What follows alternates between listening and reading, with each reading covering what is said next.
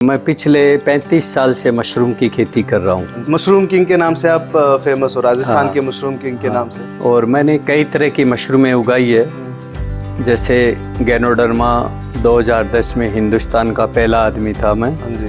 हम मशरूम करना चाहते हैं तो हमारे लाइट की व्यवस्था है, तो विदाउट लाइट के हम 12 महीने खेती कर सकते हैं। 12 महीने। और मशरूम में तो ऐसी है कि मेरे फार्म पर 2 लाख रुपए किलो की मशरूम मैं ग्रो करता हूँ, और जो मशरूम से बने कई उत्पाद भी मैं तैयार करता हूँ, जैसे गैनोडर्मा मशरूम है, एंटी कैंसर है। हाँ जी। ये जो कीड़ा जड़ी मशरूम है वो एंटी ट्यूमर है। अब इसमें ये कैंसर में क्यों काम करती है कि मशरूम के अंदर पॉलीसेक्राइड्स पाया जाता है, वो कैंसर का एंटीवायरस होता है। ठीक है। अगर हमारी मेडिकल साइंस किसान के उत्पादनों को साथ ले तो हमें किसी रोग की आवश्यकता ही नहीं मेडिसिन की। हमारी जो जड़ी बूटियाँ हैं वो तो आउट ऑफ इंडिया जा रही हैं। तो किसानों को अपनी जो खेती के अलावा जो अपने खरपतवार हैं उनको भी आप 5-7 किसान हैं वो इकट्ठा होकर के उसको नीमच मंडी जा सकते हैं। हर चीज़ किसान के खेत की बिकती है। दुर्भाग्य ये होता है हमारा कि हमारी बोली लगती है। लोकल मार्केट में आप मंडी में आप 50 किलो बेचते हो, लोकल मार्केट में 25 किलो बेचते हो, एक ही दाम मिलने हैं। डबल रेट मिल जाएगी भाई, 250-300 रुपये किलो तक बिकती है। इस जो मैंने आज एम्पायर खड़ा किया है उसको अगर ये संभाल के रख लें तो इनकी तो 7 पीढ़ियाँ तिर जाएंगी। बिल्कुल, मतलब बढ़ाओ मत है इतना ही रख लो, मेंटेन कर लो, बस ऐसे चला लो। उनको किसी नौकरी की, इनके बच्चों को किसी कोई आवश्यकता नहीं है। ग्लाक्सो बाहर की, फाइजर बाहर की, हमारे इंडिया में तो दरकार ही नहीं होते है। किसान वो नीला वाला ड्राम तो घर में नहीं लाए आजकल, क्योंकि नीले ड्राम में तो रिस्की है। बाकी कोई भी दूसरे कलर का, हरा कलर का या सफ़ेद कलर का ड्राम लाए। मैंने तो ज़मीन भी खरीदी है, तो मशरूम फार्म करने के बाद में इसी से ही खरीदी। अच्छा, जो आपने 100 बीघा, हमारी कोई पुश्त नहीं, हमें कोई विरासत में नहीं मिली है। हमें विरासत में वो जो पूर्वजों की पुण्याई है, उनका धर्म किया हुआ था, वो मिला है हमें। और हमें 4 बीघा ज़मीन मिले, उसमें हमने कई करोड़ों रुपए खर्च करके यूनिट बना दी। ये सारे मशरूम से ही है। मैं पहले जब एलोवेरा लगाया था तो रामदेव जी के पास गया था। अच्छा। तो मुझे मिला ही नहीं वो। हम लोग 3-4 दिन रहे वहाँ। मैं मेरे साथ गया था, मैं उसको बोल कृषि रतन आया, 200 बीघा में एलोवेरा की खेती है हमारे। तब जा करके मिला था। छोटी से छोटी सुई बनाने वाली कंपनी, उससे छोटी तो क्या चीज़ बनेगी, वो भी अपनी सुई को घाटे में नहीं बेचेगा। मगर काश्तकार अपने गेहूँ अगर उसके 50 रुपये किलो खर्चा आ गया तो वो 30 में ही बेच रहा है। तो ऐसी आत्माएं नहीं मिलेंगी आपको। Welcome to Poonia agro show. मैं निखिल पूनिया। मेरी इस जो 90 दिन की जर्नी है उनमें मिलने आया हूँ मोटा राम जी शर्मा से। ये मशरूम फार्मिंग पिछले 30-35 साल से कर रहे हैं, और इनको भारत सरकार ने कई अलग अलग पुरस्कार उनसे सम्मानित किया है, जिसमें कृषि रत्न और कृषि सम्राट से भी आप सम्मानित हुए हो। मशरूम किंग है, मशरूम किंग के नाम से आप फेमस हो, राजस्थान के मशरूम किंग के नाम से। और ये लगभग 16-17 वैरायटीज़ हैं जो आपने उगा के देखी है, और उनमें से कई पे तो आपने सबसे पहले हैं जो आपने स्टार्ट किया था। तो इसके साथ ये यहाँ के लगभग हज़ारों किसानों को ट्रेन कर चुके हैं मशरूम फार्मिंग के। तो आज हमें मौका मिला है इनसे बात करने का। राजस्थान का जो क्षेत्र है वहाँ पे कम पानी का क्षेत्र है और गर्मी बहुत ज़्यादा होती है। वहाँ पे एक ऐसी खेती करना जिसमें नाम मात्र का पानी चाहिए और अच्छा मुनाफा दे रही हो, एक ट्रेडिशनल खेती से अगर हट के बात करें तो एक अच्छा मुनाफा दे रही हो, तो उसके बारे में अगर बात करें तो मशरूम फार्मिंग एक अच्छा विकल्प उसके लिए हो सकता है। तो आज हमारा सौभाग्य हम मोटाराम जी से मिलने आए हैं। तो जी, आप कुछ थोड़ा बहुत अपने बारे में परिचय देंगे जो पहली बार आपको देख रहे हैं दर्शक? मेरा नाम मोटाराम शर्मा है और मैं पिछले 35 साल से मशरूम की खेती कर रहा हूँ। जी।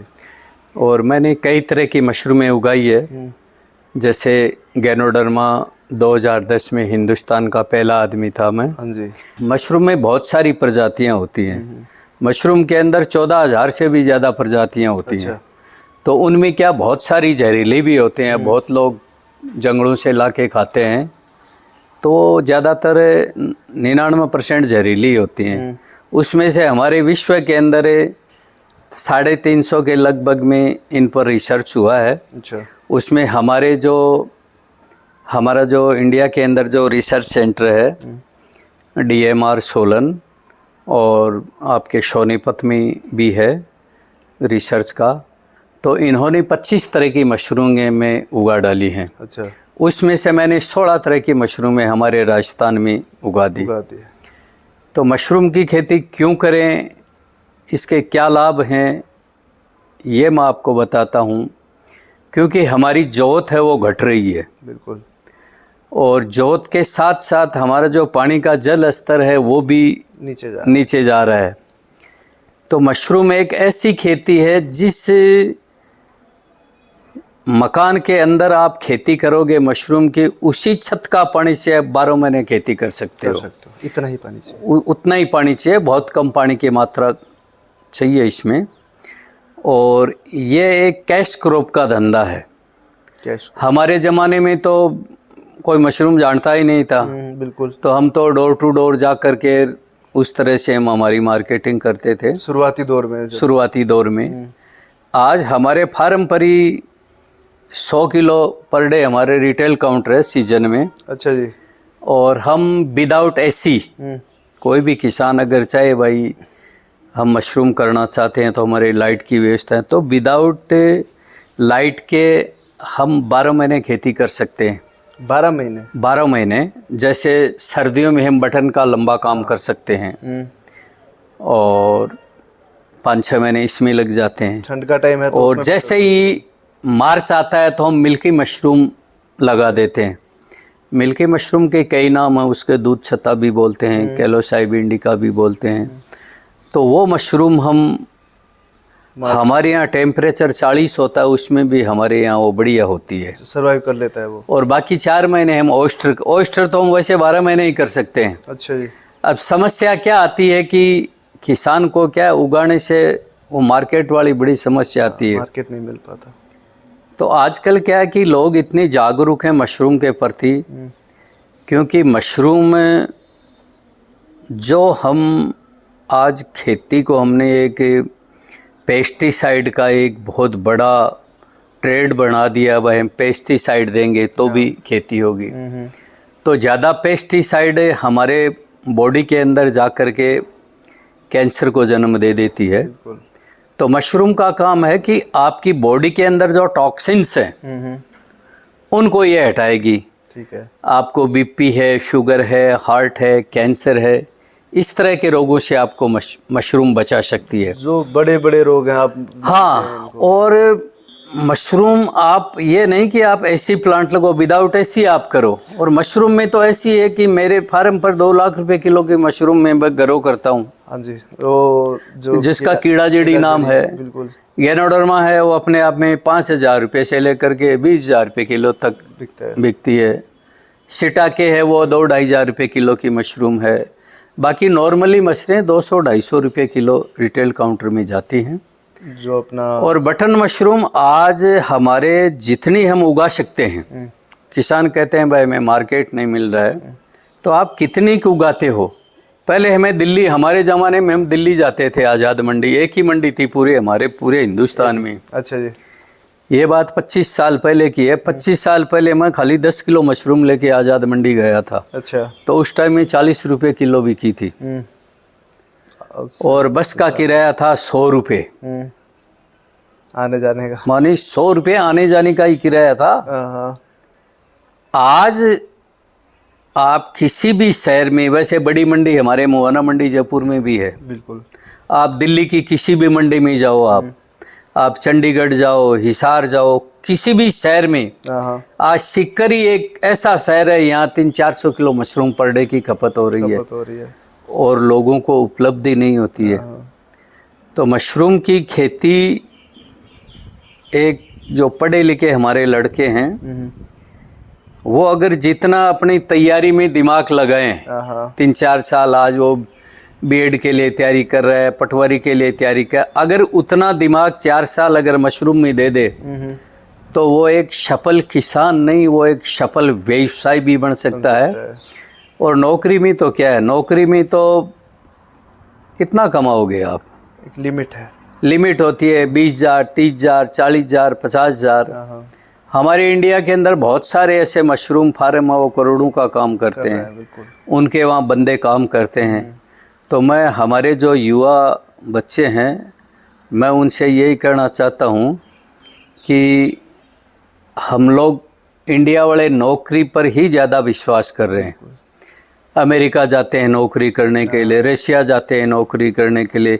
वहाँ के लोग नौकरी क्यों नहीं करते हैं? क्योंकि नौकर हम लोग बन रहे हैं।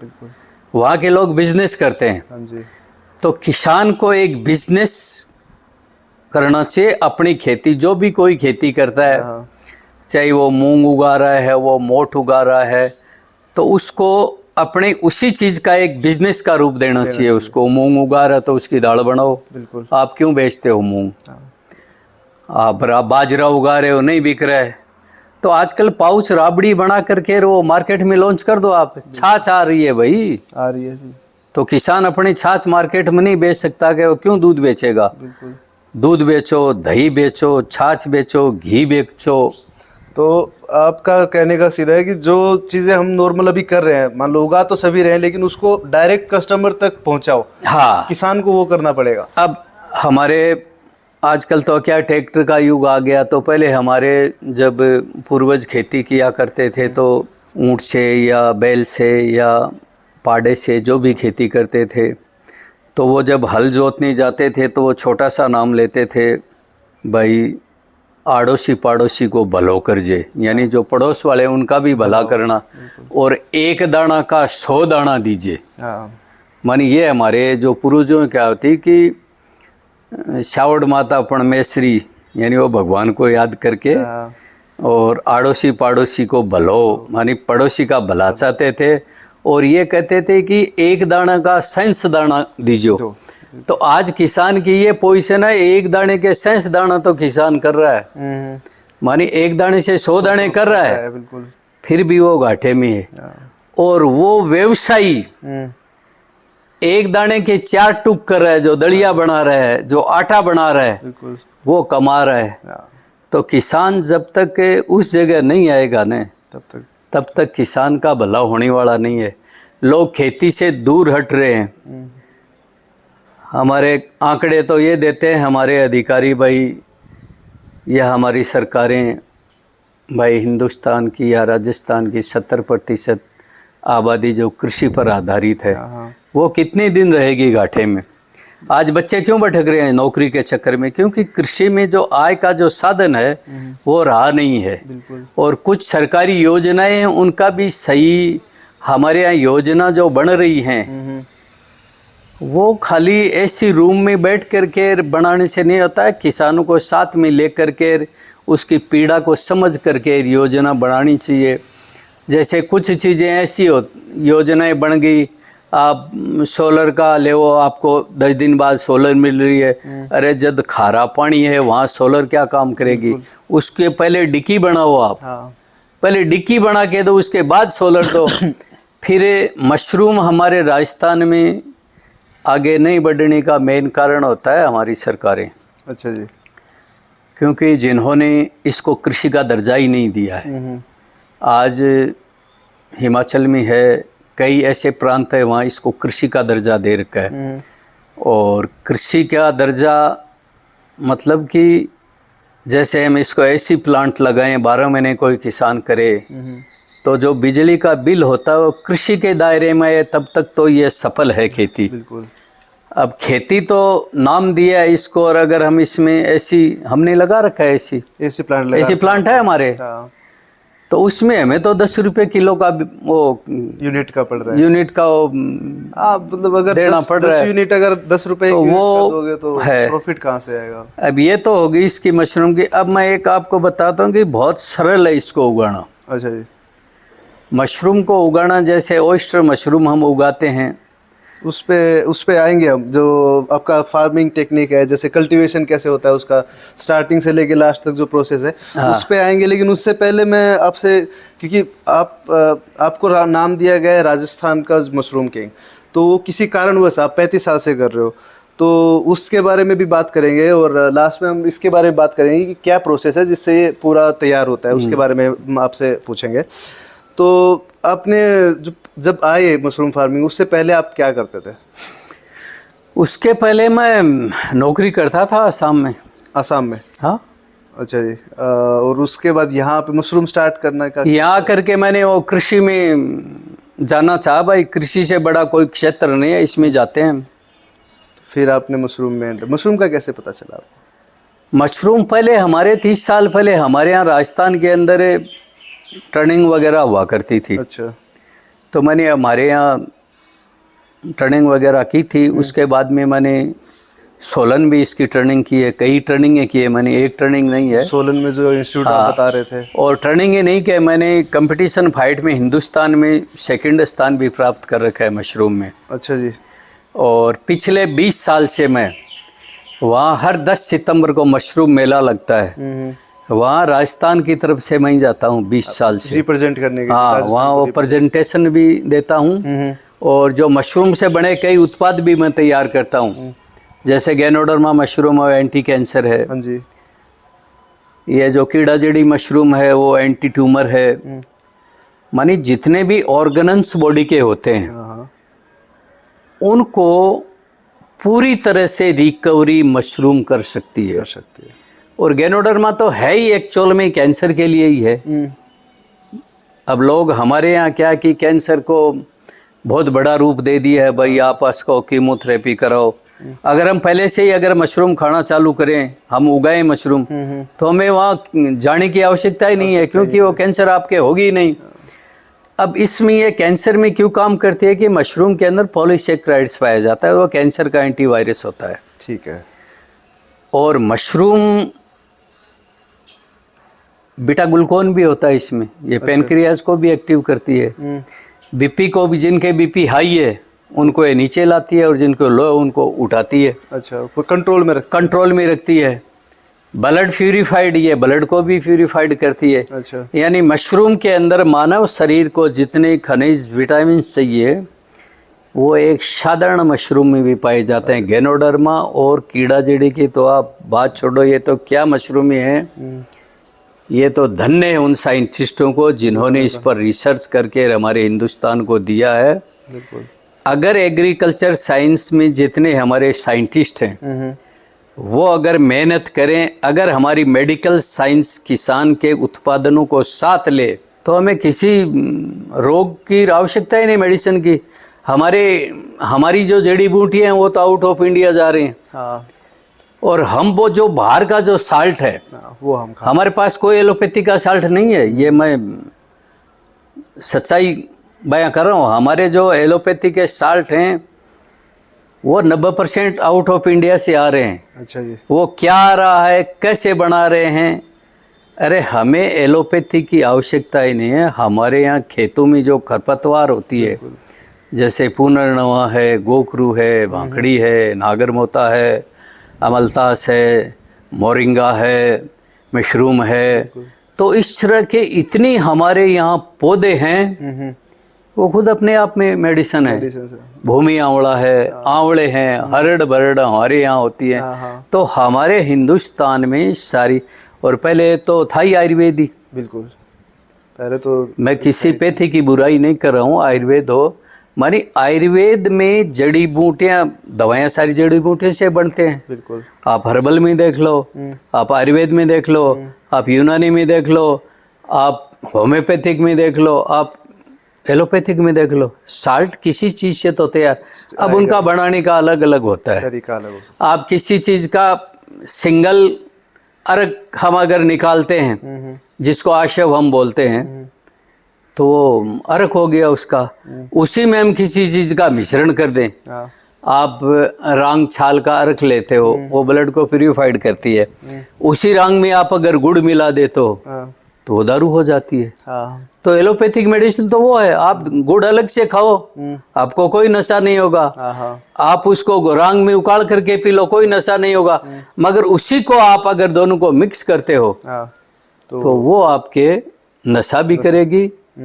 तो इस तरह हमारे जो खेतों में किसानों के जो खरपतवार हैं, उनकी अब धीरे धीरे नीमच मंडी में बहुत सारी चीज़ों की मांग है। जैसे नीम है, नीम के पत्ते 25 रुपये किलो बिक रहे हैं। अच्छा जी।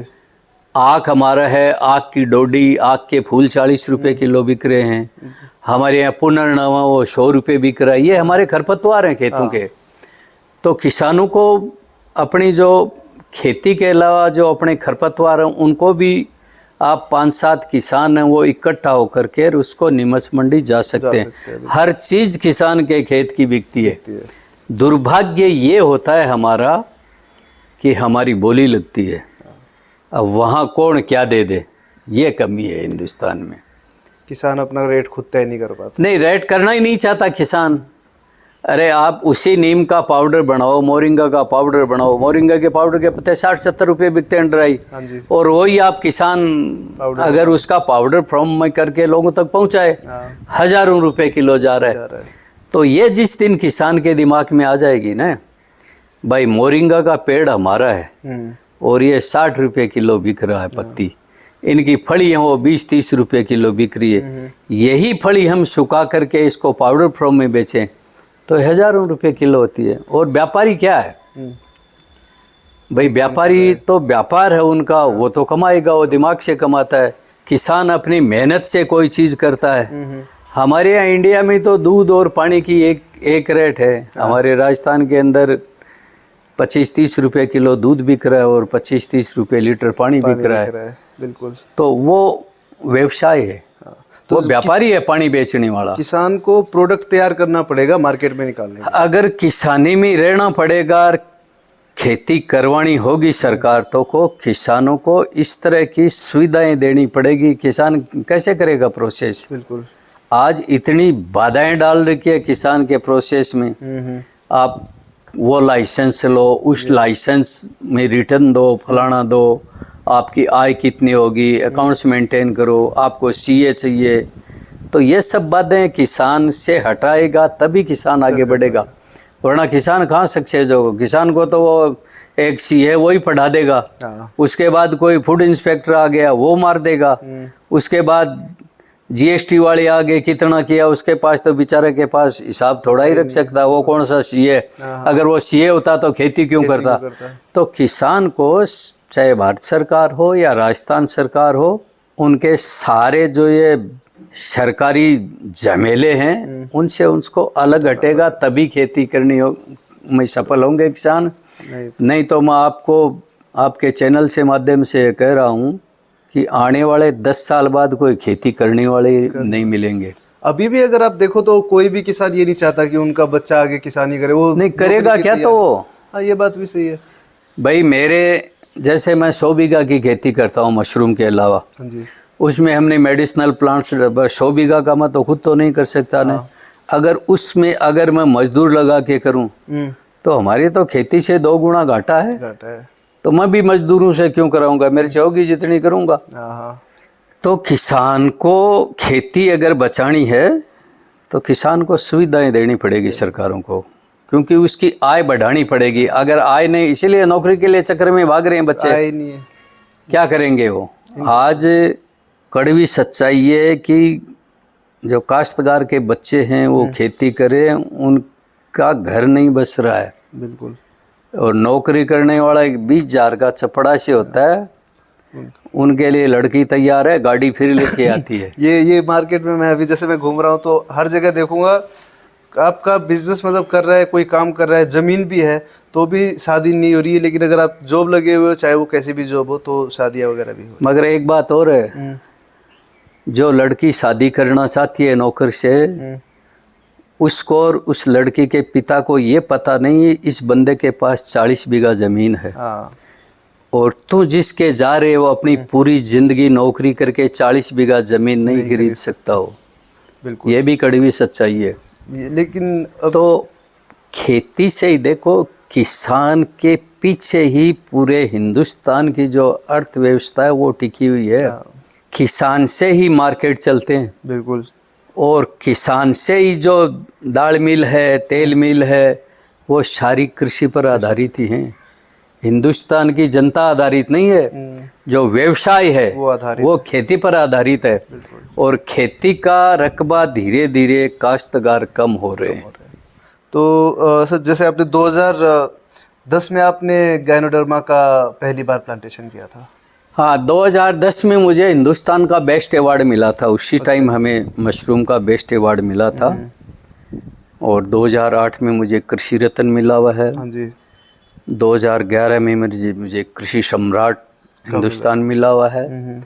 और 2018 में मुझे मशरूम किंग का खिताब मिला हुआ है। बाकी मैंने सैकड़े पुरस्कार लिए हैं, जिला स्तर पर, राज्य स्तर पर। भारत सरकार के द्वारा मैं इजराइल भी गया हूँ। और मैं आज भी अगर कोई नई मशरूम आती है तो मैं उसकी ट्रेनिंग करता हूँ। तो कोई भी किसान अगर मशरूम करना चाहता है तो हमारे यहाँ भी सीख सकता है। और हमारे जो सरकारी महकमे हैं वो भी, जो हमारे अधिकारी हैं, वो बहुत खूबसूरती से सिखाते हैं। ऐसी बात नहीं है। आपने भी हजारों किसानों को ट्रेनिंग दी है। हाँ, मैंने बहुत किसानों को ट्रेनिंग दी है। और मेरे यहाँ कई यूनिवर्सिटी के बच्चे भी आते हैं सीखने के लिए। हाँ, वो आते हैं।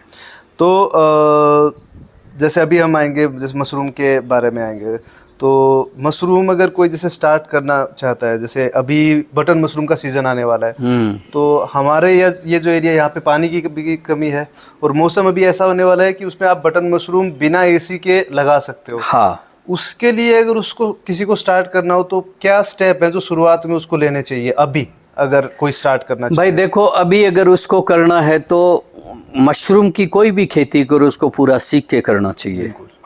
क्योंकि बटन मशरूम के कंपोस्ट में उसका जो कंपोस्ट होता है वो ही मेन होता है। हाँ। और उसको बढ़ने में 28 दिन का समय लगता है। पूरा 1 महीना लग गया। और उसमें कम से कम, ऐसा नहीं है भाई आप 10 बैग का ट्राई करें, कम से कम 3 क्विंटल तूड़ी लगती है उसमें। अच्छा। 3 क्विंटल तूड़ी लगेगी, 4.5 किलो यूरिया लगेगी उसमें, 3 किलो सुपर फास्फेट लगेगा, 3 किलो पोटास लगेगा, 9 किलो कैल्शियम नाइट्रेट लगेगी, 20 किलो जिप्सम लगेगी, 20 किलो चापड़ जो गेहूं का वो भूसा टाइप का भूसा होता है वो लगेगा। उन सबको मिक्स करके हम इसकी वो ढेरी बनाते हैं, जैसे ये बनी हुई है। तो इसकी ढेरी की चौड़ाई हमें 4 फुट लेनी पड़ती है, ऊंचाई 4 फुट लेनी पड़ती है। लंबाई आप कितने भी, जैसे आप 20 क्विंटल का बनाते हो तो मगर 4 फुट चौड़ाई, 4 फुट ऊंचाई होनी चाहिए। वो हवा पास हो जाए नहीं, उसमें क्या हो फिर वो, हम अगर हम कम चौड़ाई रखेंगे तो इसका वो टेम्परेचर नहीं, इसका टेम्परेचर 80 चला जाता है, गर्म होता। और अगर हम उसकी ज़्यादा चौड़ाई कर देंगे तो भी होगा नहीं। तो इसमें क्या है कि ये 1 महीना, अब कई हमारे साइंटिस्ट अलग अलग विधियों के कंपोस्ट तैयार किए हैं, जैसे कोई 14 दिन में तैयार हो रहा है। हाँ जी, हाँ जी। तो उनके लिए बड़े प्रोजेक्ट हैं, वो टनल्स वगैरह, वहाँ वो लाइट का ही खेल है। हाँ, अगर आपके पास। और आज मैं जितने भी इंडिया के अंदर पुराने फार्म चल रहे हैं, वो जो लॉन्ग मेथड से कंपोस्ट बना रहे हैं, हाँ, वो ही चल रहे हैं। बिल्कुल। वो जो नए नए बंदे आते हैं 14 दिन में कंपोस्ट, वो लंबे टाइम चलते हैं। आप 14 दिन पहले कर दो, 14 दिन आपको कहाँ भाग के जाना है? 28 दिन भाई 28 दिन का है, 14 दिन में कंपोस्ट बन रहा है। एक कंपोस्ट है वो पाइप विधि, वो 20 दिन में बन रहा है। तो 10 दिन 8 दिन में कौन सा फर्क पड़ता है? आप जैसे हमने चालू कर दिया है अभी, लोग सितंबर में चालू करेंगे, तो आप उसको 10 दिन पहले चालू कर दो। भाई 14 दिन के चक्कर में आप क्यों करोड़ों रुपए के में जाते हो? जा रहे हो। और यही कंपोस्ट था जो हमारे स्टार्टिंग में जब हमारे इंडिया में हुई थी ना, तब ये लॉन्ग मेथड से बनाते थे। क्योंकि उस टाइम हमारी सरकारी इतनी थी नहीं मशरूम की, और इतना फंड वगैरह भी साइंटिस्ट के पास नहीं था। अब तो फंड देते हैं तो उस फंड को कैसे हमें यूटिलाइज करते हैं, यूटिलाइज करना है, वो कैसे खर्च करें, तो नई नई विधियां ईजाद करते हैं। मगर मशरूम के अंदर आज भी जो लॉन्ग मेथड का जो है वो बेटर है। अब वो कहते हैं भाई इसकी जो हम लोग शॉर्ट मेथड का बनाते हैं उसमें उत्पादन ज़्यादा आता है, वैसा कुछ नहीं है। अच्छा, ये वाला जो प्रोसेस है वो देसी जुगाड़ का है, ये सफल है। तो जैसे सबके पास ज़्यादा पूंजी नहीं होती लगाने के लिए। नॉर्मली हम देखते हैं जैसे यूट्यूब पे भी वीडियोस भरी हुई हैं कि एसी प्लांट हो गया, उसमें अच्छा खासा खर्च हो जाता है। तो अगर कोई किसान ऐसा है जो जिसके पास बजट लिमिटेड है, जो भाई 20,000 रुपये 50,000 रुपये इतना ही बजट है, तो क्या उसमें वो स्टार्ट कर सकता है? भाई जो ऐसी प्लांट हो तो आप स्टैंड होकर के बाद में लगाओ। हाँ। जैसे कीड़ा जड़ी का आज प्लांट है, यूट्यूबर बहुत सारे ये कहते हैं भाई आप 10 बाई 10 के कमरे में 50 लाख, वैसा कुछ नहीं है। अच्छा जी। जो कहते हैं ना भाई एक कमरे में आप 20 लाख, कुछ नहीं है वैसा। अच्छा, कीड़ा जड़ी का वो बनाने के लिए कम से कम 4-5 कमरों की रिक्वायरमेंट होती है। तो वो भ्रांति है वैसे ही फैला? नहीं, वो भ्रांति है, वैसा कुछ नहीं है। फिर आप अगर कीड़ा जड़ी उगाई भी लेते हो तो आपको कौन जान रहा है, कौन खरीदेगा आपसे? मार्केट ही नहीं मिलेगी। तो पहले आप, हमारी सबसे पहले ये है हर किसान से कि आप जो साधारण मशरूमें होती हैं उनमें आओ। बटन ओइस्टर, बटन है, ओइस्टर है, मिल्की है, बहुत सारी हैं विदाउट ऐसी, उसमें आओ और अपना वो एक ब्रांड बनाओ, दुनिया आपको जानने लगे तब आपसे बिकेगी। तो ये जो बजट है 20 से 50 हाँ, हज़ार, इसमें कोई बजट लगता ही नहीं है। अच्छा, मशरूम आप किसी भी छान, झोंपड़े, कच्चा मकान, पक्का मकान, ये सब नहीं भी हैं हाँ, तो आप बांस लगा करके उस पर बोरी तान करके सीजन ले आप उसी में भी कर सकते हैं। पुरानी बोरियां ले आप उसका वो छपरा बना लो, हाँ, घास फूस कचरा ऊपर डाल दो, सनलाइट नहीं आनी चाहिए, पानी नहीं गिरना चाहिए, मकान कैसा भी हो, वो चल जाएगा। अब हरियाणा में क्या है कि हरियाणा में तो हरियाणा सरकार है वो 10,000 रुपये एक झुग्गी के देता है बनाने के। हाँ, तो हरियाणा वालों के तो हम बराबरी कैसे करेंगे, क्योंकि उनके तो जो धान की जो पुआल होती है उसी का वो बना लेते हैं हाँ, और वो उनके खेत में होती है खेत में होती है। और वहाँ से एक साल ले आते हैं, तो वो अलग है। हमारे यहाँ तो वो हम भी नहीं बना सकते। हमारे यहाँ आप कैसा भी मकान बना लो। और इसमें एक विशेषता और है, जी, बटन मशरूम की आप खाद बना रहे हो, मान लो अगर मशरूम हुई नहीं तो वो जो खाद है वो तो एक नंबर की खाद बन गई ना आपके खेत के लिए, आपके खेत के। और इसमें से आप कितना लगता है, तूड़ी क्या कौन सी है, छोटे मोटे 2-4 जो जैसे कैल्शियम नाइट्रेट है, चापड़ है, वो सब की खाद बनती है। बीज इसका महंगा नहीं आता है, हाँ, 120 रुपये 30 रुपये किलो बीज आता है। और आप बड़े जो सरकारी इंस्टीट्यूट में है वहाँ लेते हैं तो आपको 80-85 रुपये किलो 1 किलो बीज आता है। 1 किलो बीज से आप 14-15 किलो मशरूम निकाल सकते हैं। 1 किलो मशरूम? हाँ। और ये जो आप कंपोस्ट है वो आजकल कई लोग कंपोस्ट भी बेच रहे हैं 10 रुपये किलो में। वो बैग तो अगर आप बनाते हैं अपने खुद हाँ, तो 5-6 रुपये किलो आपके कंपोस्ट पड़ रहा है, उसमें कौन सा है। तो आप 50,000 रुपये से नहीं 20,000 रुपये से भी स्टार्ट कर सकते हैं। स्टार्ट कर सकते हैं। हाँ, तो ऐसा नहीं है कि बहुत ज़्यादा पूंजी की जरूरत है? नहीं, पूंजी की आवश्यक, भाई खेती के लिए अगर खेत है तो उसमें पूंजी कहाँ लगते है, बीज चाहिए, ट्रैक्टर का भाड़ा चाहिए। हाँ, उसीलिए इसमें तूड़ी वो कुछ चीज़ें चाहिए, वो आप मेहनत कर लो। बस। अब आप चाहोगे कि यार आपने 3 क्विंटल तूड़ी का बनाना, उसमें हम लेबर रखते हैं, वो रखते हैं, हाँ, तब तो लेबर की भरपाई नहीं होगी। तो जो आप जो इसका स्पोन होता है, जो इसका जैसे आप बीज बता रहे हो, ये कहाँ से आप बता रहे हो, गवर्नमेंट इंस्टीट्यूट हो गए वहाँ से? ये वैसे हम भी बनाते हैं बीज। अच्छा जी। भाई हमारे तो हमारा बीज होता है 120-130 रुपये किलो। आपके जयपुर में भी एक बंदा बीज बना रहा है, उसी के भी 130 रुपये किलो के लगभग होते हैं। हमारे राजस्थान के अंदर कई लैब हैं, वहाँ बीज बन नहीं रहा है सरकारी में, जैसे दुर्गापुरा में लेबोरेटरी है। अच्छा, लेबोरेटरी है लेकिन? हाँ, लेबोरेटरी है मगर वो अधिकारी कर नहीं रहे हैं। अच्छा। अपने सरदार शहर में KVK में भी है और मेरे हिसाब से गंगानगर KVK में भी है और आपके उदयपुर के अंदर भी एक लैब है। तो लैब तो हमारे पास कई हैं। पर्सनली लैब मेरे हिसाब से या तो मेरा लैब है या एक खाली बंदा है जयपुर में, वो खाली लैब मशरूम के बीज की काम करता है। राजस्थान में ये 2 ही लैब। तो बीज मिल जाता है, बीज की कोई समस्या नहीं। तो काम करने हम बहुत सारे बीज आज बाहर से ही लेते हैं, कल्चर ट्यूब लेते हैं, उसे बीज बना लेते हैं।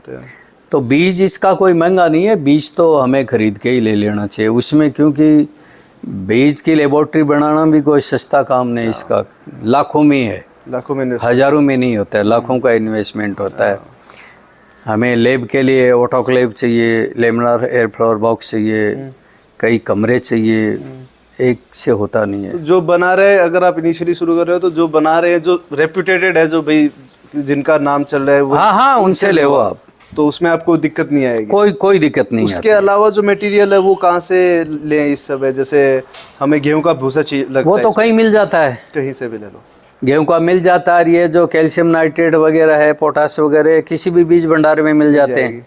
तो मतलब जो मटेरियल है वो जो मटेरियल है वो हर शहर में अवेलेबल है, आप किसी भी जिले में चले जाओ। क्योंकि इसमें वो चापड़ चाहिए, वो तो आटा मिल वाले रखते हैं, आजकल तो कहीं भी मिल जाता है। कहीं भी मिल जाएगा। और सबसे कम बात है कि इसको जगह नहीं चाहिए। हाँ, कम जगह, न कम जगह चाहिए और पानी कम से कम पानी चाहिए। अब जैसे कई एरिया में जैसे खारा पानी हो रहा है, हाँ, तो वहाँ उसका पीएच ज़्यादा हो जाता है, उसमें जिप्सम मिला दो, आप डबल डाल दो। अच्छा। वैसे हम लोग 3 क्विंटल तूड़ी के अंदर वो जिप्सम हम 20 किलो डालते हैं। बताते हैं। तो इसका पीएच अगर ज़्यादा है तो आप उसमें 40 किलो जिप्सम दे दो। तो उससे पहले पानी का टेस्ट करा लो, मतलब उसमें पता चल जाएगा। नहीं, पानी तो हर एरिया का टेस्ट होता ही रहता है, हर एरिया का पानी टेस्ट ही है। तो उसके हिसाब से तो ट्रेनिंग का ये भी फायदा हो जाता है, आपको पता लग जाता है कि हमारे पानी में हमें हाँ इसका पीएच लेवल इतना है, इसी इतना है, तो उसमें हम वो कर सकते हैं। और जैसे खारे पानी में है इसी जहाँ ज़्यादा होती है, हाँ। तो उसमें आप फिटकड़ी का वो पानी घोल करके कंपोस्ट में दे सकते हो। अच्छा, आप चूने का पानी घोल करके भी हम लोग दे देते हैं, तो वो भी काम कर जाता है। हाँ। और हर जिले के अंदर जो भी किसान, आप अपना कंपोस्ट चेक करा लो, हाँ। उसका पीएच लेवल कितना है। अगर बढ़ा हुआ है तो आप उसमें थोड़ा सा वो जिप्सम ज़्यादा मिला दो। अगर पीएच डाउन भी आ जाता है इसमें, क्योंकि ये 80 डिग्री टेम्परेचर पर स्टेरिलाइजर होता है, तो अगर कम है तो इसमें आप चूना का पानी घोल करके एक पलटाई बेसी मार दो। अच्छा। ये देसी जुगाड़ है। ये चीज़ें जो ट्रेनिंग करते हैं उसमें क्लियर होगी बहुत सारी चीज़ें। वो हमारे यहाँ तो ट्रेनिंग करता है तो हम तो उनसे ही करवाते हैं सारा काम। अच्छा। हम तो 1.5 महीने में 12-13 बार बुलाते हैं, स्टार्टिंग से लेकर के और लास्ट तक उसको सिखाते हैं हम। तो हर प्रोसेस आप उनको खुद उनसे ही करवाते हैं, हम तो उनसे ही लगवाते हैं। तो उससे वो प्रैक्टिकल नॉलेज हो जाती है। हाँ भाई, इसमें क्या, देखो खेती में प्रैक्टिकल नॉलेज ही बिल्कुल। आज सरकारी जो किताबें लिखी गई वो किसान की नकल ही तो है भाई। बहुत सारे खाद बनाने वाले हमारे हैं किसान भाई, जिन्होंने नेडअप खाद बनाई है, कोई गड्ढा खाद बना रहा है, तो उनके फार्मूले हैं भाई। वो तो पहले ही करते थे भाई, खड़ा खोद करे उसमें गोबर कचरा डाल दो, वो आजकल किताबों में लिखा गया। कुछ खाद ऐसे बनते हैं जैसे हवादार, चारों तरफ ईंट का बना करके उसमें आप कचरा डालते जाओ, तो वो सब तो किसानों के ही फार्मूले हैं।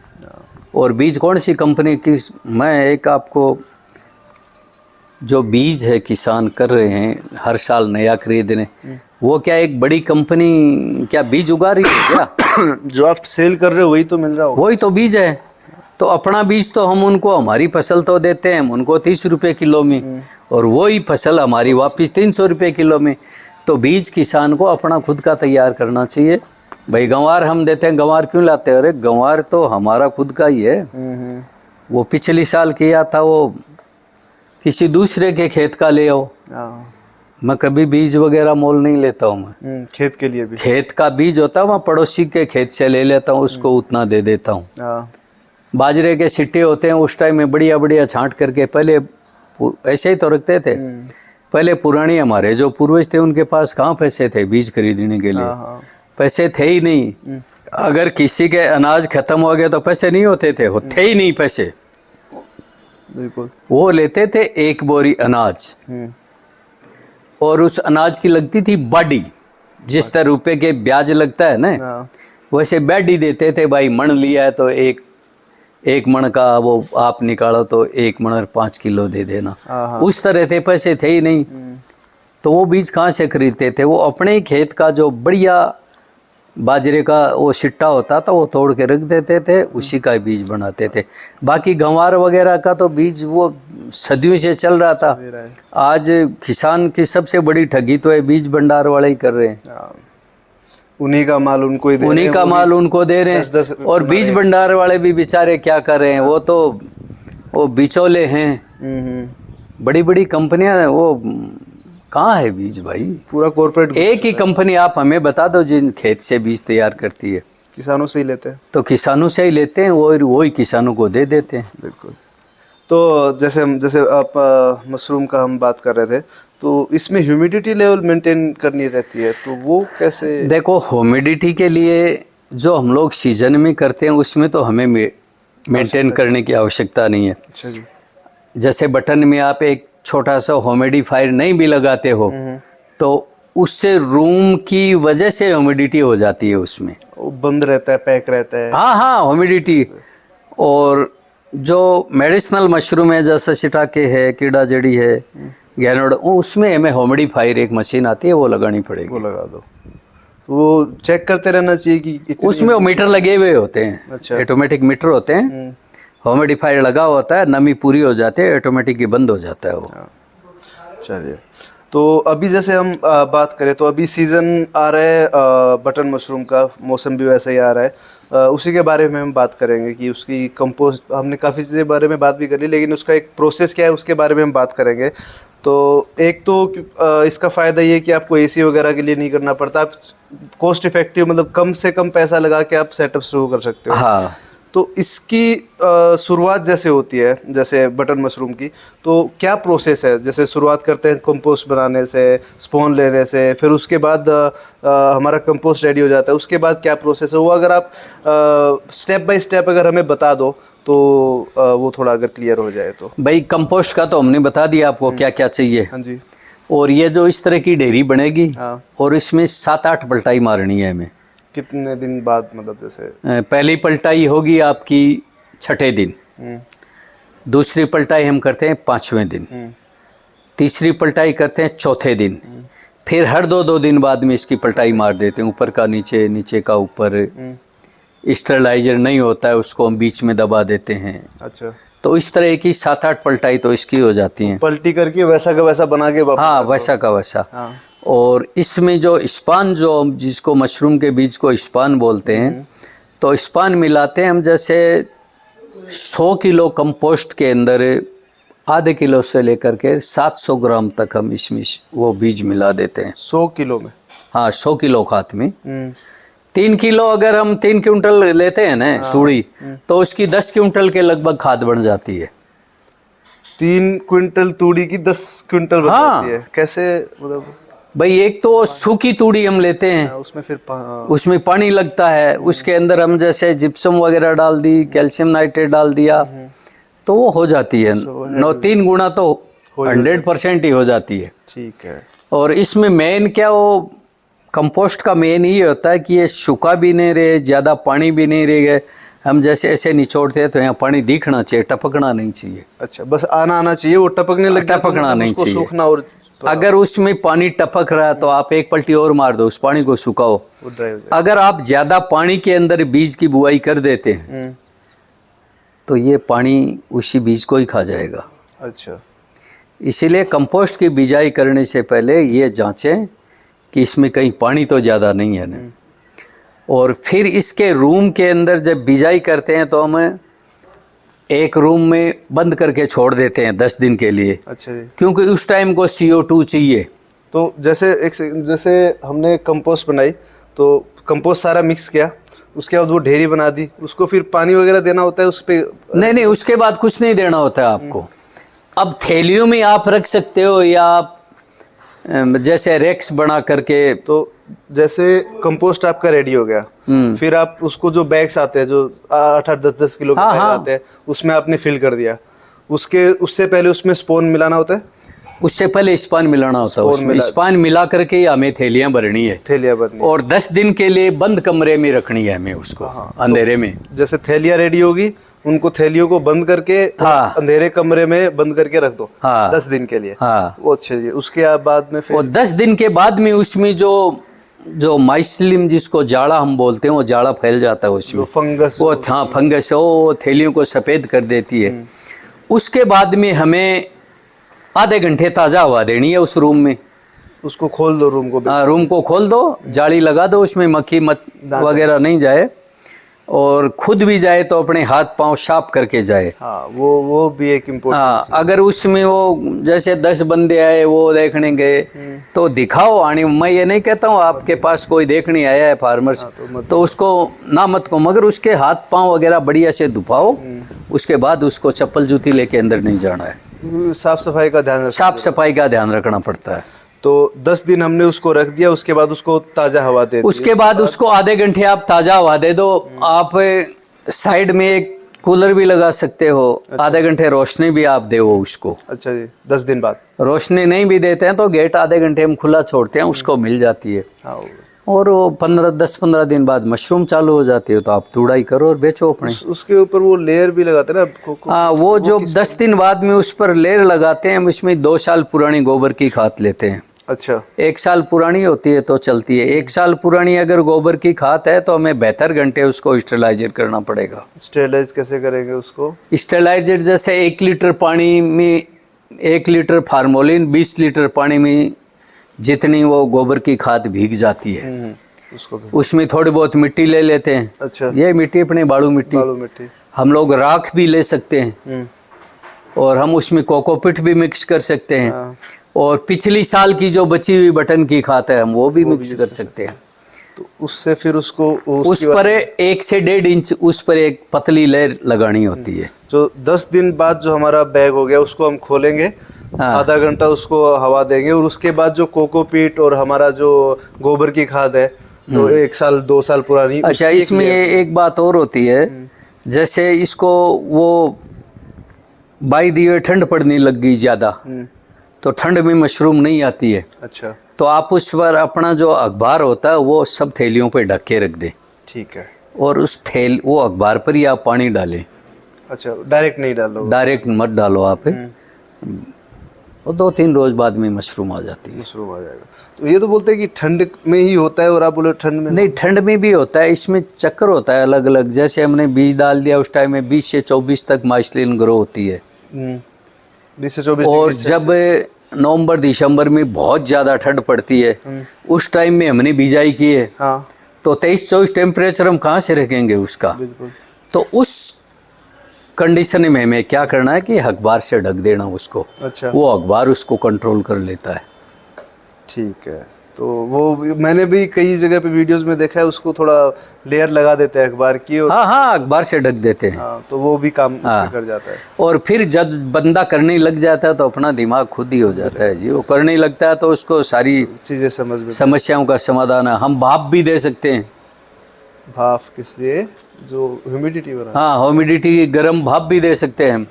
ऐसा तो है नहीं कि हम हीटर तो रखेंगे तो नमी घटा देगा वो, हाँ, आग उसमें जला नहीं सकते। हाँ, तो हम किसी पाइप के द्वारा किसी लोहे के पीपे में यंत्र बना करके, अगर ज़्यादा ठंड होती है तो हम गर्म भाप दे सकते हैं उसमें। अच्छा, जैसे पानी बॉईल होगा हाँ, तो उसमें से जो गैस है वो हम उसमें दे सकते हैं। तो उसका वो ह्यूमिडिटी भी मेंटेन हो जाएगी, टेम्परेचर भी मेंटेन। हाँ, टेम्परेचर उठा लेगा वो। तो मतलब देसी तरीके अपनाओ तो। नहीं, देसी अपनाओ, देसी में ही फायदा रहेगा। कहाँ से बिजली का बिल देंगे भाई, घरों का बिल लोगों से नहीं चुकेगा। उधर यहाँ पे हमारे राजस्थान में तो रेट भी थोड़े भाई अच्छे बड़ी बड़ी फैक्ट्रियों की तो देखो ऐसा है जी, उनके तो जो कोई भी मैन्युफैक्चरिंग करते हैं उनके 10 रुपये यूनिट के हैं या 20 हैं, उन्हें कोई फ़र्क नहीं पड़ता। उन्हें तो जैसे 1 रुपये की चीज़ कॉस्टिंग आ गई, उसमें लेबर चार्ज सारे, तो उनको तो रेट खुद नहीं तय करनी है 10 रुपये की है ये। मगर काश्तकार की तो चाहे मशरूम हो गए चाहे बाजरा, उनकी तो रेट लोग तय करते हैं, हम तय नहीं। तो वो सब चीज़ों को उसको देखते हुए हम कम से कम खर्चे में हम करें कैसे खेती को आगे लें, तभी किसान जिंदा रहेगा। तो जो जैसे जो कोकोपीट वगैरह हम भरते हैं उसको केसिंग बोलते हैं। हाँ, केसिंग। हाँ, तो केसिंग हो गया। केसिंग के बाद कितने दिन बाद उसका जैसे?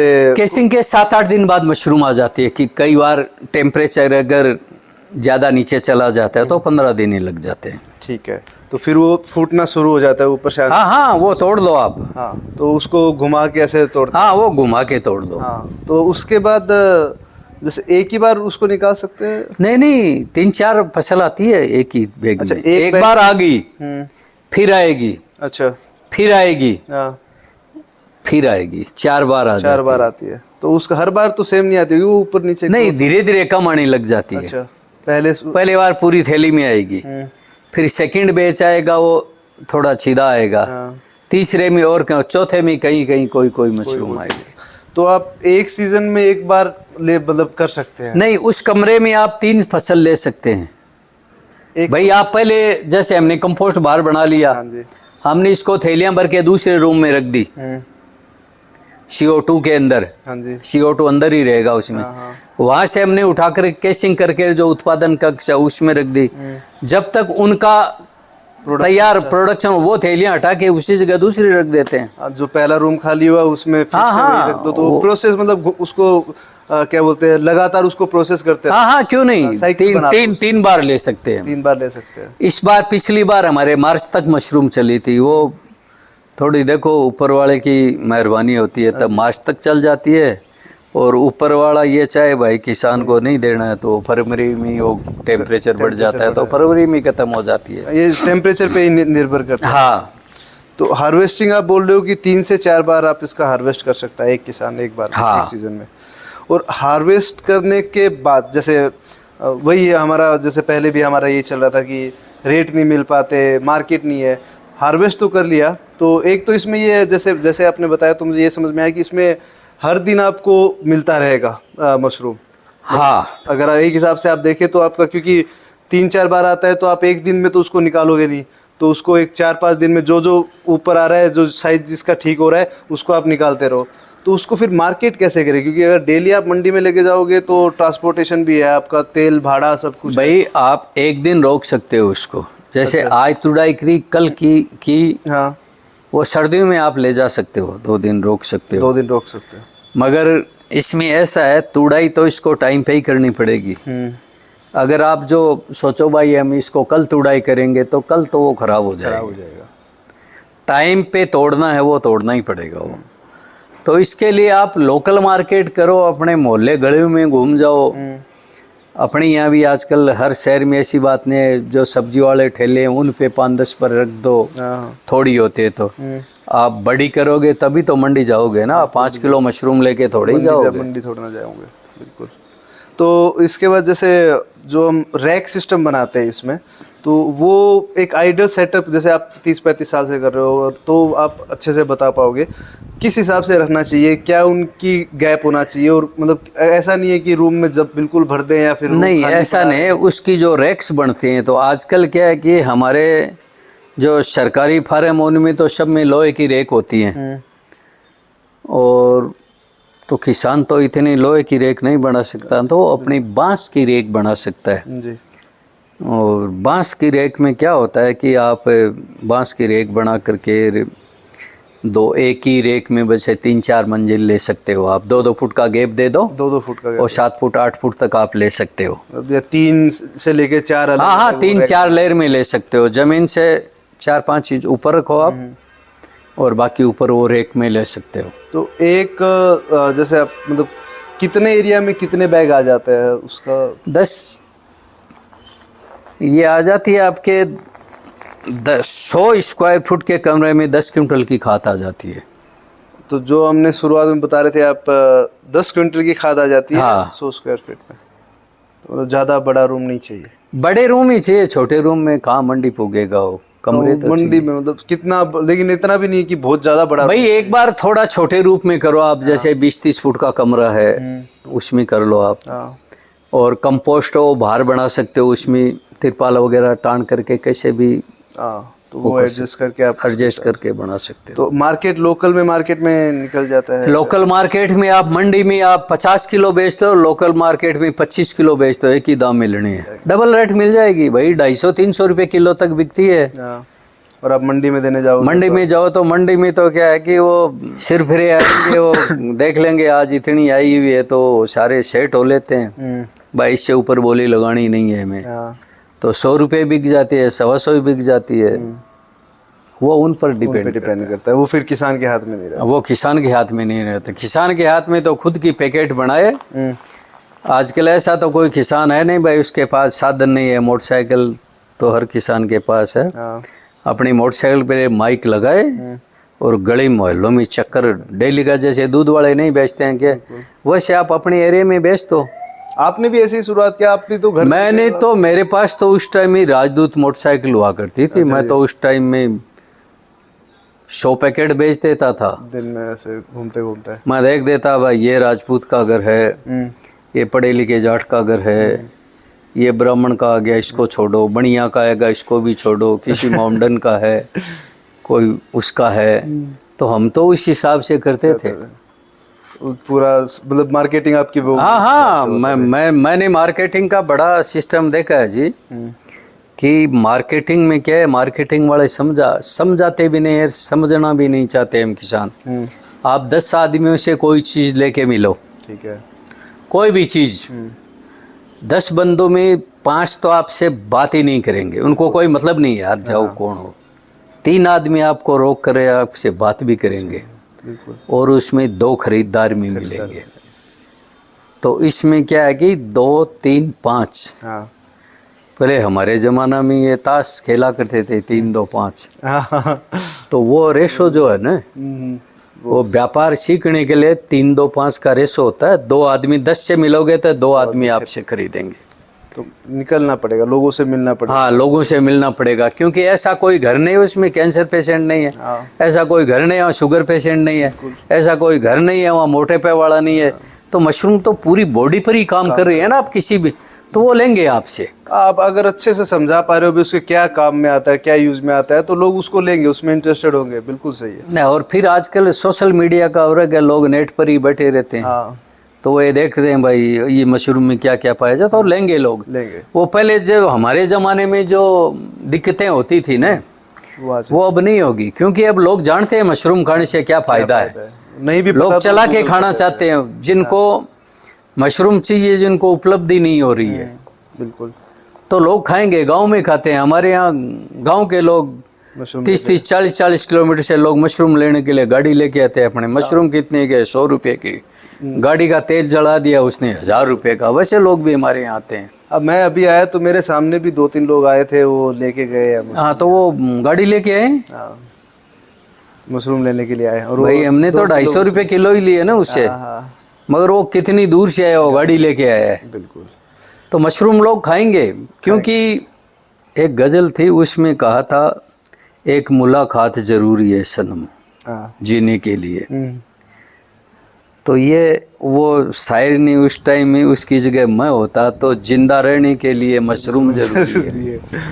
तो मैं उसको कहता, जिंदा रहने के लिए सनम एक मुलाकात ज़रूरी है। नहीं, जिंदा रहने के लिए मशरूम ज़रूरी है। ये दुनिया इसको हंसी मजाक में ले, मुझे उसे कोई फर्क नहीं पड़ता।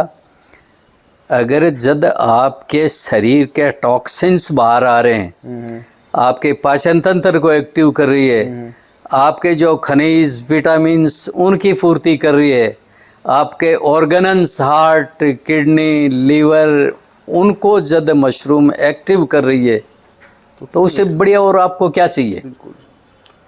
एक पूरी डाइट है, हेल्दी डाइट है। हाँ हाँ, क्यों नहीं। तो अक्सर जो मांसाहारी नहीं होते हैं ना, उनके विटामिन B12 की कमी होती है। तो मशरूम के अंदर बहुत तादाद में विटामिन B12 पाया जाता है। आज हर बच्चा, हर महिला, हर जेंट्स जैसे जैसे संपन्न होता है, उनकी सुविधाएं बढ़ती हैं। गाड़ी ऐसी है, उनके कमरे ऐसी हैं, वो जो स्कूल में बच्चे जा रहे हैं वो स्कूल ऐसी है, तो विटामिन D कहाँ से मिलेगा? विटामिन D नहीं लो रहा है। इसीलिए आजकल 10 साल 15 साल 20 साल किसी के कमर में दर्द है, किसी के घुटनों में दर्द है, किसी के कंधे में दर्द है। विटामिन D साधारण बात नहीं होते। विटामिन D भी कैंसर का कारण होती है। अच्छा जी। विटामिन D कैसे मिलती थी? या तो सूर्य की किरणों के संपर्क में हो आप जी। और या विटामिन D पहले गांव में, शहरों में भी गीली सब्जियां लेते थे और सुखाते थे। हाँ, वो उनके पास साइंस थी। बिल्कुल। उस साइंस को लोग भूल गए। बरसात की टाइम में काचरा है, फली है, वो सब करते थे, और गर्मियों के टाइम में पापड़ मंगोड़ी करते थे, रोज धूप में सुखाते थे। तो किसी भी गीली चीज को आप सुखाओगे तो वो सूर्य की किरण से अगर सूखी है तो उसने विटामिन D कैच कर लिया, और वो फिर उसकी पूर्ति करेगी। वो पूर्ति होती थी। और वो आजकल है ही नहीं मार्केट में। आजकल तो सब जो अगर कोई फैक्ट्रियां मंगोड़ी बना रहे हैं तो सब मशीनरीकरण है, सब बिजली से बन रहा है, बिजली से ही सूख रहा है। तो वो जो पहले वाली क्वालिटी है वो तो वो कहाँ से आएगी? तो नहीं आएगी। बिल्कुल। अभी जैसे हम बात करें, सो हमने बटन मशरूम की बात की, उसके अलावा भी क्या होता है, जैसे मेरा तो ये मानना है अगर आप कोई भी चीज़ किसी भी फील्ड में जा रहे हो, चाहे आप बटन मशरूम का आपको सेटअप करना हो, तो उससे पहले आप ट्रेनिंग लो अच्छे से, उसमें आपकी काफ़ी चीज़ें क्लियर होंगी, आपको अच्छे से चीज़ें पता चलेंगी और आपको फिर गाइड करने वाला भी कोई ना कोई मिल जाता है। हाँ, हाँ। तो वो एक ज़रूरी चीज़ हो जाती है। अब हम बटन मशरूम के अलावा जो मशरूम की खेती आप करते हो, आप ऐसे मशरूम की खेती करते हो जिनका रेट मार्केट में अच्छा मिलता है, क्योंकि आपके पास उस चीज़ की मार्केट है। लोग अगर मैं भी गैनोडर्मा उगाने लग जाऊं तो मेरे पास तो मार्केट ही नहीं है, खरीदने वाला ही नहीं मिलेगा। तो वो जो मशरूम आप उगाते हो, जैसे गैनोडर्मा हो गया, बाकी जैसे कीड़ा जड़ी हो गया, उसके प्रॉफिट और उसका जो स्केल है वो बटन मशरूम से कितना अलग है? वो देखो, वो स्केल है तो उनके लंबे होते हैं। मैं आजकल के युवा बच्चों को ये नहीं कहूँगा आप गैनोडर्मा और ये कीड़ा जड़ी उगाओ आप, क्योंकि पहले तो इंसान अपनी कमाई होती है ना, उसी पैसे की कदर होती है और उसी में आगे बढ़ता है। बिल्कुल। तो पहले बटन है, ओयस्टर है, मशरूम उगाए, उसके बाद क्योंकि वो करोड़ों के प्लांट होते हैं, अच्छा जी। वो लाखों में नहीं बनते हैं बड़ा, क्योंकि मशरूम तो आप ये मशरूम तो आप बटन ओयस्टर मिलके किसी भी कमरे में, आज जो मेडिसिनल मशरूम उसके लिए आपको प्रॉपरली हाइजीनिक कमरे चाहिए, अच्छा। उनमें लैब तो चाहिए ही। तो पहले वो धीरे धीरे आए और खुद के पैसे से एम्पायर खड़ा करेंगे तभी आगे बढ़ेंगे वो। ऐसा नहीं है भाई उसने लोन ले लिया, पिताजी अच्छे अधिकारी थे या पिता संपन्न था, उसके पैसों से वो आगे नहीं बढ़ सकते। वो उस जगह खाली बनिया का बेटा आगे बढ़ सकता है, क्योंकि उसके खून में व्यवसाय है। और किसान के बेटे के खून में खेती तो है, मगर वो तो उससे दूर भाग रहा है ना। बिल्कुल, वो तो खेती छोड़ रहे हैं। कोई किसान खुद ही नहीं चाहता कि उनका भाई देखो, इसमें ये कड़वी सच्चाई है, बढ़िया एम्पायर खड़ा कर देगा 20 करोड़ का और उसके औलादें उसको 50 करोड़ की बना देंगी। और हम किसान के, हमारे अगर बाप दादाओं ने एम्पायर खड़ा कर दिया ना, तो हम लोग उसको संभाल नहीं पाते हैं। भाई जैसे मेरे बच्चे हैं दोनों, एक होम्योपैथी का डॉक्टर है, एक उसका नेचुरोपैथी का डॉक्टर है। वो हमारे सामने उनकी डॉक्टरी फैल है, वो इसी में काम करते हैं। उनके जो हमारे जो पुत्र वधू वो भी काम करते हैं हमारे, वो भी पढ़ी लिखी हैं। तो अगर इस जो मैंने आज एम्पायर खड़ा किया है उसको अगर ये संभाल के रख लें तो इनकी तो 7 पीढ़ियां तिर जाएंगी। बिल्कुल, मतलब बढ़ाओ मत है इतना ही रख लो, इतना ही मेंटेन कर लो, बस उसको उतना भी है, उसको अच्छे से चला लो, उसको ऐसे चला लो। उनको किसी नौकरी की, इनके बच्चों को किसी कोई आवश्यकता नहीं है। तो हमारा हो गया खेती प्लस व्यवसाय। मैं जो भी उगाता हूँ, मेरे 20 बीघा में एलोवेरा की खेती है, तो मैं एलोवेरा नहीं बेचता हूँ, मैं उसका रस निकाल के बेचता हूँ। हाँ, मैं उसी पे आने वाला था। जो आप खुद बहुत सारे प्रोडक्ट्स बनाते हो, तो वो मतलब अलग अलग जैसे प्रोडक्ट्स, उसमें शायद अचार भी होगा, उसमें दवाइयाँ भी होंगी, क्योंकि आप स्वयं भी एक डॉक्टर हो। तो क्या क्या प्रोडक्ट्स हैं जो हम मशरूम से बना सकते हैं, या फिर क्या क्या चीज़ें हैं जो आप अपने खेत में जो बना दो, जैसे आपने बेटा को बता दी। कीड़ा जड़ी मशरूम तो महंगी मशरूम है, इसलिए मैं इसका कोई प्रोडक्ट नहीं बना रहा हूँ। उसका पाउडर बना दे तो वो भी दाने टाइप में, क्योंकि तो वो तो मैं वैसे बेच देता हूँ। अच्छा जी। गैनोडर्मा मशरूम है, काबुलेरियंजाई है, सिटाके है, इनका मैं एक्सट्रैक्ट बना करके कैप्सूल फॉर्म में भी बनाता हूँ। अच्छा जी। और उनका लिक्विड भी बनाता हूँ। अच्छा। तो कुछ मशरूम में जैसे गैनो में कई प्रजातियाँ होती हैं, तो गैनो और शिटाके का मिश्रण हमने कर दिया तो वो आपके कैंसर में काम कर रही है। अच्छा। क्योंकि उसमें पॉलीसैकेराइड्स पाया जाता है। कैंसर कब फैलती है, आप उसको खाने के लिए दोगे, हमने कोई पेड़ लगाया है, उसमें आप पानी डालोगे तभी तो बढ़ेगा ना। बिल्कुल।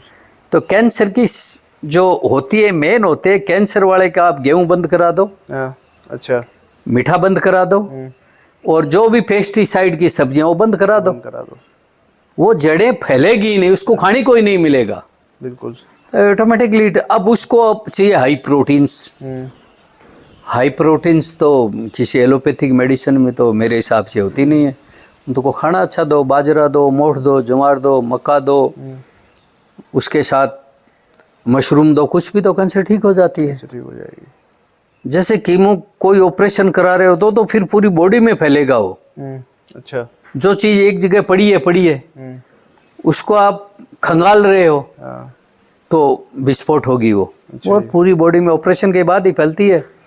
तो कैंसर पेशेंट को जैसे गैनोडर्मा, सिटा के कीड़ा जड़ी है, तीनों कैंसर के लिए ही हैं। अच्छा। हमारे साइंटिस्टों ने स्पष्ट लिखा है। और आप नेट पर जाओ, नेट पर जैसे मेरे जैसे लोग, कई जैसे व्यापारी हैं अपने प्रोडक्ट की बढ़ाई चढ़ा करके करते हैं, उनको छोड़ो। आप किसी साइंटिस्ट ने जिन्होंने जिसका वो जन्मदाता है, रिसर्च कर रहा है, वो इस पर क्या लिख रहा है? वो लिख रहा है कैंसर ठीक होती है, ये बीपी के लिए, ये कैंसर शुगर के लिए।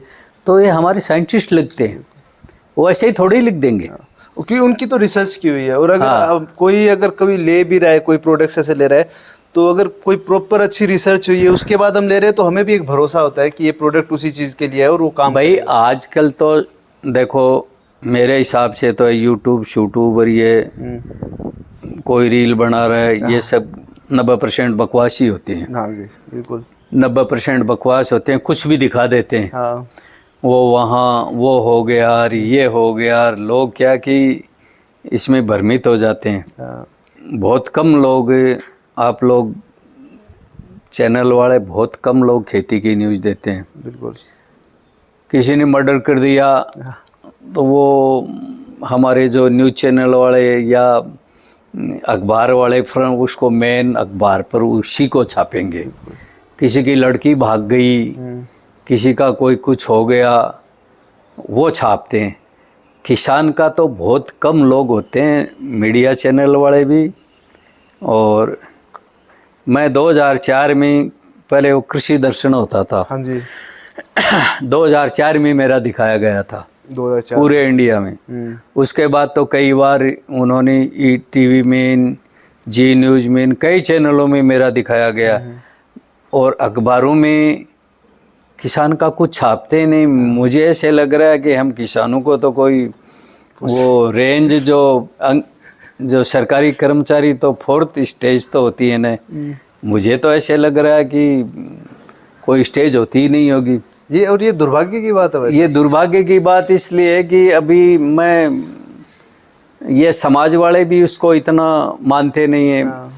हमारे समाज की एक मीटिंग थी, तो उस मीटिंग के अंदर मुझे भी बुलाया था, बोला हमारे समाज। तो मैंने एक बार पहले भी मैं समाज में बोला, देखो मैं 2 शब्द कहूँगा वरना मैं कोई लूँगा नहीं। बोला ठीक है।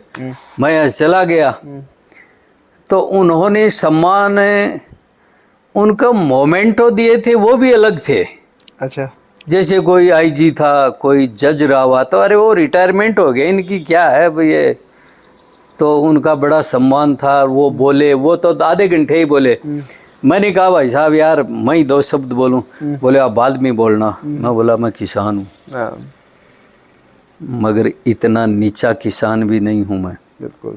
मैं तेरे जैसे ये है ना, ये समाज चलाने में ऐसे नौकर रखता हूँ, मुझे ये करना पड़ा उनको। तो किसान की न तो कोई समाज में है। बिल्कुल। और अब तो छोरे पढ़ने लग गए किसानों के, तब वो थोड़े होशियार हैं। बिल्कुल। वरना किसान की दुख इसी तो बात का है ना। मैं इजराइल गया हूँ। हाँ। घास काटने वाला था, अब तो ये लाल बत्तियां बंद कर दी यहाँ। और चला घास काटने वाला गाड़ी ले गया था, उस पर भी वो पीली बत्ती चल रही है। अच्छा, घास काटने वाले का? हाँ, जो बगीचे में घास काटने आता है ना, उसकी गाड़ी पर पीली बत्ती लगी हुई है। और हमारे यहाँ तो टोल पे जाओ, मैंने सुविधा दी नहीं जी। आज जैसे मैं नेशनल लेवल के कई अवार्ड लिए हैं मैंने, एक नहीं कई। बिल्कुल। क्या मुझे सरकार को ये तो करना चाहिए यार, ये एक अच्छा बंदा, इसका तो टोल फ्री करो। आप फुसा एग्रीकल्चर में जाओ, वहाँ राजनेता जाते हैं, अधिकारी जाते हैं, उनके खाने में भी सब्सिडी है। अच्छा। और काश्तकार जाओ, वो पूरे पैसे देता है। मैं तो बहुत जगह गया हूँ ना। अरे इसको आप इतना ये पूरे कितनी दुनिया का पेट पाल रहा है ये। भाई मैं खेती कर रहा हूँ 100 बीघा की, कि मैं थोड़ी खा रहा हूँ 100, दुनिया के लिए कर रहा हूँ मैं। तो उस आदमी को अच्छा स्थान देना चाहिए, मगर ऐसा है नहीं। हम किसी भी समाज का आदमी अगर अपनी समाज में भी अगर जाए ना तो उसकी उतनी वैल्यू करते नहीं है वो। ये हमने देखा है, बिल्कुल। क्योंकि ये तो ताज़ा खबर है हमारी 5 दिन पहले की। और ये तो आए दिन का चीज़ है, ये तो चलता ही तो मैं जाता ही नहीं हूँ, मैं किसी भी समाज की जो मीटिंग होती है ना, क्योंकि समाज वाले या तो नेता को बुलाते हैं हाँ जी। या कोई बड़े अधिकारी को, हाँ, वो भी दिखाने के लिए, वो दिखावा के लिए। तो मैं भी गया हूँ। हाँ, लेकिन उसके बाद फिर आप नहीं, मुझे तो नफरत है। अच्छा जी। समाज हो या कोई भी हो, अरे तुम किसान को कोई जगह नहीं दे रहे हो यार। हाँ हाँ। ये क्या IG UG ये थे, अब रिटायरमेंट कुछ वर्तमान में है, ये इनसे ये तुम्हें क्या काम आएंगे? कोई मर्डर करोगे तभी तो काम आएंगे ये। तो हमें तो वो करना नहीं है। हमें तो हमारा कमा के हाँ। तो चलो वापस जैसे मशरूम पे आएंगे, क्योंकि आपका 30-35 साल का अनुभव हो गया, तो आप जो बता रहे हो वो चीज़ें है। मैं भी जब से थोड़े दिन से निकला हूँ तो मैं भी ये चीज़ें देख रहा हूँ, क्योंकि इतना वो मतलब जितना होना चाहिए किसान के लिए उतना सब है नहीं। लेकिन धीरे धीरे अच्छा हो रहा है, लोग अच्छी चीज़ें निकाल रहे हैं, और हो सकता है आगे आने वाले टाइम में किसान को अच्छी जो समाज में एक अच्छी जगह मिलेगी और अच्छा उस पर काम भी होगा, लोगों को हेल्प भी होगी किसान की। तो जैसे हम मशरूम पे आते हैं तो इसमें कोई बीमारियां वगैरह भी आती है? देखो, बीमारियां अगर साफ सफाई नहीं रखोगे तो बीमारी ही है इसमें। अच्छा, अगर साफ सफाई नहीं है तो बीमारी? हाँ, बीमारी वहीं से, उसकी बीमारी का कोई आप इलाज भी नहीं होता है फिर। कोई इलाज नहीं है। एक बार फंगस दूसरी आ गई तो एक रात में तो पूरे रूम को ही कवर कर लेगी। तो उसके लिए ये होता है कि साफ सफाई रखो आप। यानी मशरूम उगाने का जो छप्पर है वो कच्चा है या पक्का है वो कोई मायने नहीं रखता है, उसके अंदर बैक्टीरिया होने ही नहीं चाहिए। क्योंकि लगाने से पहले हम लोग फार्मोलिन से स्टेरिलाइजर करते हैं उस रूम को। बिल्कुल। पूरे में फार्मोलिन का स्प्रे करके 24 घंटे बंद करते हैं उसको। भाई उसमें जो भी जीवाणु हो वो ख़त्म हो जाएंगे। और फार्मोलिन तो वो चीज़ है मुर्दे को भी 10 साल वैसा ही रख सकती है। तो उसके बाद भाई सावधानी इसका है। अब आने के बाद में आता है जैसे मोल्ड वगैरह में तो देते हैं, तो वो क्या है कि मशरूम में अगर आप किसी भी जहर का स्प्रे करते हैं तो किसी के बॉडी में जा कर के 10 गुना डाइजेशन होता है। अच्छा। तो मैं हर बंदे से ये कहता हूँ कि इसमें आप किसी चीज़ का पेस्टिसाइड का यूज मत करो, क्योंकि कंपनी आजकल कुछ से कुछ ही बना देती हैं। और वैसे भी देखे जैसे मशरूम है वो आपकी हेल्थ को इम्प्रूव करने के लिए, और अगर आप पेस्टिसाइड डाल रहे हो उसमें तो थोड़ा भाई आज रसायन कहाँ से आ रहे हैं? रसायन वही रसायन है जो अमेरिका ने जो जापान पर वो परमाणु किया था, वहाँ आज भी घास नहीं उग रहे हैं। तो उसी का तो कुछ हिस्सा चुन करके घास जलाने वाली ये दवाइयाँ बनाई है इन्होंने। और कहाँ से बनाई है? माने आप गहराई में जाओ, एलोपैथिक मेडिसिन बनाने वाली हमारी एक भी इंडिया की कंपनी नहीं है। अच्छा। शेर हो सकते हैं लेकिन बनाने वाले नहीं है। वेटनरी मेडिसिन बनाने वाली हमारी इंडिया की कंपनी है। तो वो diclofenac sodium salt veterinary doctor किसी पशु के नहीं लगाता है। अच्छा। डाइक्लोफेनिक सोडियम साल्ट हो गया अपने ये जो कोम्बोफ्लेन वगैरह और ये सब में आते हैं वो, तो आदमी किसी मेडिकल स्टोर से ले आओ, उस पर बैन है। जानवरों में बैन है। हाँ, चलता है।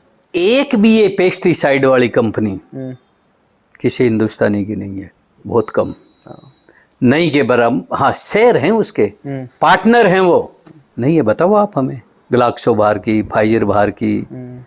हमारे इंडिया में तो दरकार ही नहीं होते है। किसान वो नीला वाला ड्राम तो घर में नहीं लाए आजकल, क्योंकि नीले ड्राम में तो वो रिस्की है। बाकी कोई भी दूसरे कलर का, हरा कलर का या सफ़ेद कलर का ड्राम लाए, उसमें पानी भर दे। घर में छाछ बच गई, छाछ डाल दो, दही बच गया, दही डाल दो, राबड़ी बच गई, राबड़ी डाल दो, नीम डाल दो, आग डाल दो, धतूरे डाल दो, उसमें डालते रहो। अच्छा जी। तंबाकू डाल दो, वो इतना खतरनाक जहर हो जाएगा, वही करो ना स्प्रे, कहाँ दिक्कत आती है। वो इसमें भी मशरूम पे भी यूज कर नहीं, मशरूम में तो स्प्रे की आवश्यकता होती ही नहीं है भाई, ये तो स्टेरलाइजर है। हाँ ये तो हमने 80 डिग्री टेम्परेचर पर ये जा रहा है, ये तो रोग मुक्त है। इसमें तो ये तो रूम के अंदर रहना, इसमें तो कोई बीमारी आनी नहीं है। उसमें तो बीमारी आप लाओगे जब आप अंदर बाहर करोगे, अंदर बाहर करोगे, चप्पल जूती वगैरह अलग से रखोगे। तब तो ये जो आप बता रहे हो खेत में जो हम यूज करते हैं उस पे आप बता रहे हैं, जो खेत में किसान भाई हमें क्या करना चाहिए, हमें करना चाहिए एक ड्रम लेना चाहिए। चलो ड्रम नहीं लेते हैं तो कोई होदी बना लो घर में आप, उस होदी में जो भी वेस्टेज है वो सब डालते रहो। जैसे छाछ डाल दी, दही खराब हो गया वो डाल दिया, राबड़ी खराब हो गई वो डाल दी, कुछ नीम के पत्ते डाल दो, कुछ उसमें आप धतूरे डाल दो। और आजकल तो ये जो गाजर घास नहीं है क्या, ये भी हम उसमें डाल सकते हैं। तो इससे खुद से ये एक जहर तैयार हो जाएगा, वो आप अपने खेतों में किसी भी रोग के लिए स्प्रे करो ना, कीटनाशक की तरह काम करेगा।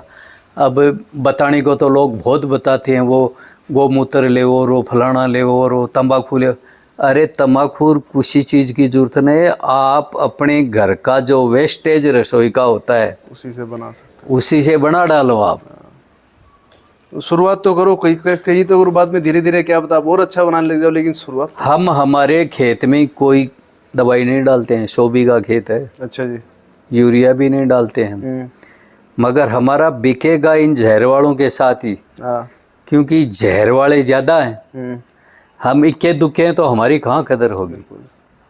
हम हमारी 100 बीघा खेत है, उसमें कहीं हम कचरा वो डालते ही नहीं है। यूरिया वगैरह कोई पेस्टिसाइड अगर आप नहीं डालोगे तो आपको किसी चीज़ की जरूरत ही नहीं पड़ेगी। भाई इसमें हम क्यों डाल रहे हैं यूरिया 4.5 किलो, क्योंकि इसको नाइट्रोजन की आवश्यकता है, सूर्य की किरण नहीं लग रही है। नाइट्रोजन यूरिया तो आप जमीन पर सूर्य की किरण पड़ रही है तो पूर्ति कर रही है, फिर भी आप क्यों डाल रहे हो, फिर भी अब पता नहीं। तो अभी जैसे मार्केट जो है उसको जैसे आप मतलब काफ़ी टाइम से कर रहे हो, तो मशरूम की मार्केट का आगे जो भविष्य है वो कैसा है?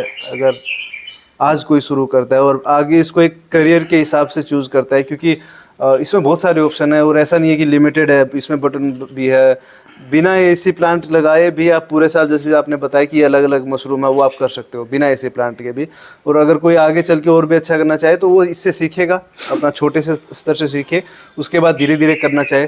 तो भविष्य कैसा है अगर कोई मशरूम फार्मिंग में आज के दिन आना चाहता है? भाई मैं तो 35 साल से मशरूम कर रहा हूँ और मैं तो मशरूम से आगे बढ़ा हूँ, तो मैं तो इसकी बुराई कैसे कर सकता हूँ? मैंने तो ज़मीन भी खरीदी है, तो मशरूम फार्म करने के बाद में इसी से ही खरीदी। अच्छा, जो आपने 100 बीघा, हमारी कोई पुश्ते नहीं, हमें कोई विरासत में नहीं मिली है।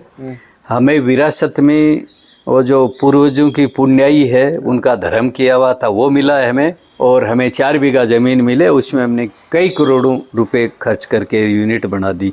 ये सारे मशरूम से ही हैं।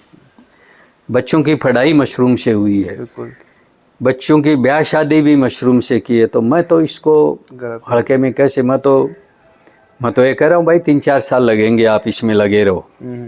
कोई सीखना चाहे तो हमारे यहाँ आ सकता है, और जिस एरिया में जहाँ सरकारी विभाग है वहाँ संपर्क कर सकता है। बहुत सारे केवीके हैं जो ट्रेनिंग, हाँ कहीं भी कर सकता है बंदा। और आपके पास भी ट्रेनिंग कराते हैं? क्यों नहीं, हम भी करवा देते हैं। और अभी तो सीजन है, अगर कोई करना चाहे तो आपसे ना क्यों नहीं, अभी तो सीजन है। अभी तो हमारी लास्ट ट्रेनिंग होगी हमारी अक्टूबर तक, उसके बाद हम ट्रेनिंग नहीं करेंगे, क्योंकि वो उस बंदे के इस बार काम में नहीं आएगी। वो अगली बार ही करवाते हैं। हमारे यहाँ 12 महीने नहीं चलता, हम सीजन में ट्रेनिंग ही सीजन में ही करवाते हैं।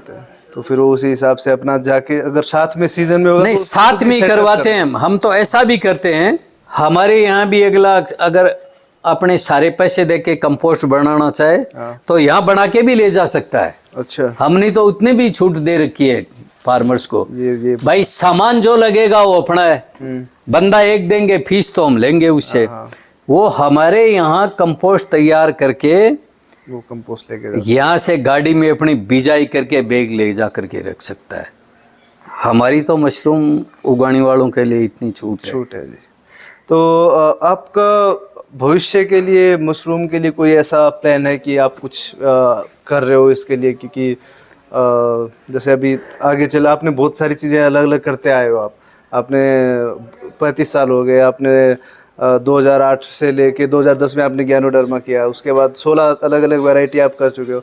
तो भविष्य के लिए आपका कुछ है, कोई प्लान है जो हमें बताओ आप। अभी देखो, अगर साइंटिस्ट कोई इस तरह की मशरूम करते हैं, वैसे मेरे हिसाब से तो अब क्या करेंगे, जब 200 रुपये से लेकर 2 लाख रुपए किलो तक की मशरूम उगा दी, तो इससे और तो क्या होगा। अब तो कोई बीज की मशरूमें आएंगी, जैसे गुच्छी पर चल रहा है, हमारे साइंटिस्ट कर रहे हैं। अरे गुच्छी उगा लेंगे तो वो भी हम उगाएंगे। आप मगर खाली उगाने से नहीं होता, जिस चीज़ का हमें मार्केट मिलना चाहिए।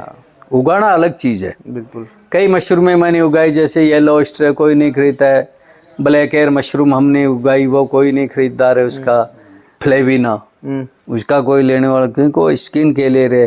तो बड़ी कंपनी के पास अगर हम जाएं पहले, तो वो इतना लाइक करते नहीं भाई। कोई किसान आया तो कोई उनकी मीटिंग ही रहती है, उनसे बात। मैं पहले जब एलोवेरा लगाया था तो मैं रामदेव जी के पास गया था। अच्छा। तो मुझे मिला ही नहीं वो।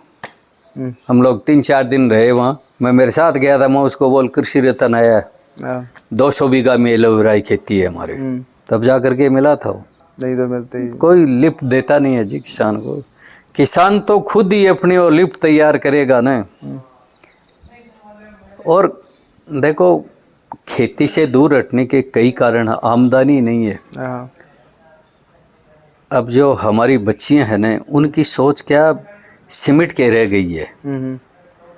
वो काश्तकार को पसंद ही नहीं कर रहे हैं। काश्तकार अपने कहाँ से यूपी बिहार से खरीद करके तो वो ला रहे हैं, कुछ जो इज्जतदार घराने के वो कुंवारे बैठे हैं।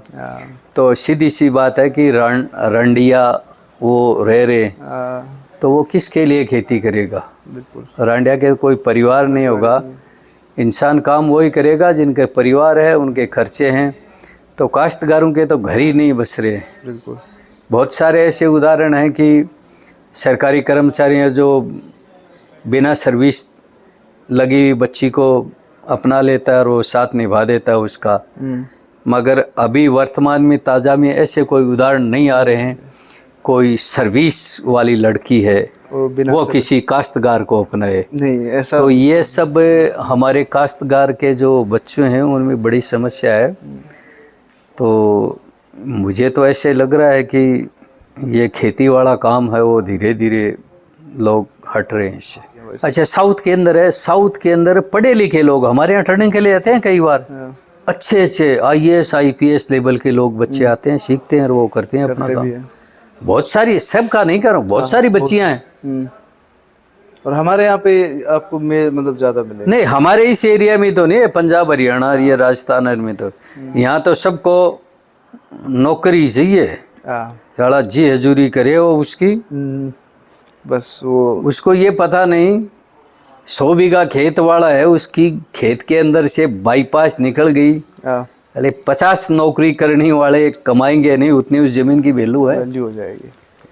तो देखो जी, मैं तो आज भी यही कहूँगी कि काश्तकार से बड़ा दयालु वो अन्नदाता तो अब हमें नहीं मानते हैं, मगर काश्तकार से बड़ा दुनिया में अगर है तो भगवान है। बिल्कुल। दूसरा नंबर काश्तकार का आता है, मगर हमारे यहाँ ऐसा नहीं है। काश्तकार की इन्होंने कोई रैंक ही नहीं रखी, जबकि दूसरा भगवान है, क्योंकि वो पेट पालता है लोगों को अपने घाटे में। कोई भी कंपनी, छोटी से छोटी सुई बनाने वाली कंपनी, उससे छोटी तो क्या चीज़ बनेगी, वो भी अपनी सुई को घाटे में नहीं बेचेगा। मगर काश्तकार अपने गेहूँ अगर उसके 50 रुपये किलो खर्चा आ गया तो वो 30 में ही बेच रहा है। तो ऐसी आत्माएं नहीं मिलेंगी आपको। और फिर तो मैं तो हर हिंदुस्तानी से कहूँगा कि किसान की कदर करो, अगर नहीं करोगे तो आने वाले कल में भूख मरोगे। ये चैलेंज है मेरा हर हिंदुस्तानी को, चाहे व्यवसायी हो या सरकारी कर्मचारी हो। किसानों की कदर करो, उनको ऊपर लाओ, नहीं तो एक दिन ये भूख मार देंगे आपको। बिल्कुल। अभी आज के दिन अगर कोई जैसे मैं तो मशरूम पे फिर से आ रहा हूँ, जैसे मशरूम फार्मिंग या फिर कोई भी और फार्मिंग, ज़रूरी नहीं है मशरूम फार्मिंग, आजकल बहुत सारे खेती में भी बहुत सारे वो चले हुए हैं। तो कोई अगर नया जो नए जनरेशन का लड़का है वो आ रहे हैं, तो उसको क्या सोच के, क्या माइंडसेट बना के इसमें फील्ड में उतरना चाहिए? देखो, माइंडसेट की बात यह है कि वो कोई भी पढ़ाई करने के बाद 4 साल तो कंपटीशन की तैयारी करता है ना। वो 4 साल इसमें दो, किसी भी खेती में, मैं मशरूम की नहीं कह रहा हूँ, किसी भी क्षेत्र में दो। अब ज़्यादा से ज़्यादा बैंगन उगाओ ना, वो बैंगन उगाओ, टिंडा उगाओ, गाजर उगाओ, घिया उगाओ, मटर उगाओ, एक चीज़ के पीछे पड़ जाओ, वो ब्रांड बन जाएगा एक दिन। हमारे यहाँ राजस्थान में बहुत सारे हैं। आपके डूंगरपुर साइड में एक टिंडे वाला है, वो टिंडे ही उगा रहा है। अच्छा। वो टिंडे वाले के नाम से प्रसिद्ध है। सिरोही साइड में बकरी पालने वाला है कोई, वो ब्रांड है। मजे से मशरूम उगा रहा हूँ। हमारी एक बहन है संतोष खेदड़ो, अनार उगा रही है, वो ब्रांड है अपने आप में। एक हमारी बहन संतोष खेदड़, वो पचार है, वो गाजर उगा रही है, वो ब्रांड है उनका। तो किसी भी एक चीज को पकड़ लो आप, उसका एक अच्छा ब्रांड एस्टैब्लिश, ब्रांड बनो। पहले ब्रांड बनोगे सब बिकेगा, तब सब बढ़िया होगा।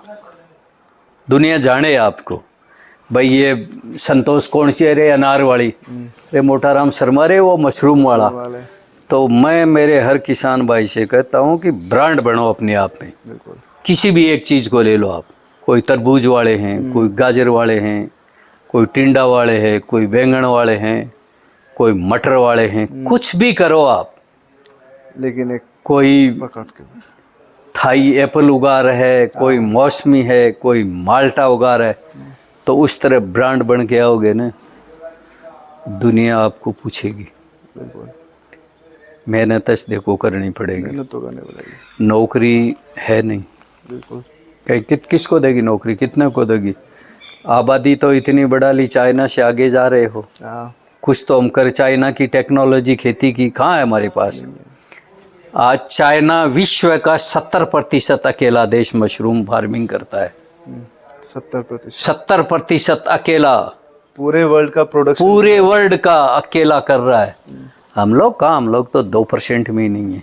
अभी पिछले मतलब 2-3 साल से ही थोड़ा मशरूम फार्मिंग थोड़ा ट्रेंड से है, उससे पहले तो लोगों को पता ही नहीं था। ऐसे करते थे, हरियाणा में है, जिनको पता है वो करते थे, लेकिन ऐसा ओपन में नहीं था, हर किसान को नहीं पता था। आजकल तो चलो चाहे सोशल मीडिया का माध्यम हो, यूट्यूब का माध्यम हो, लोगों को पता लग रहा है, लेकिन उससे पहले इतना मतलब लोग नहीं जानते थे। हमारे यहाँ तो ऐसे ही बिकती है, अभी तो है नहीं।